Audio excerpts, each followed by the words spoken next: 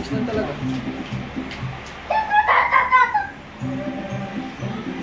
27. 1,000 ba nilabas mo dito? Nung nakaraan. Shopping mo. Tama. Kung kumuha ka ng pera dito, sabihin mo sa akin. Sa susunod. Di ba sinabihan kita agad nun? Pag-uwi mo? 27, 28, 29, 30.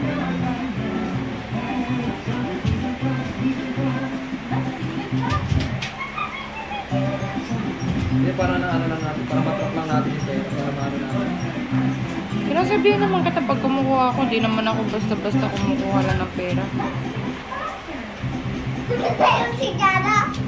Guys,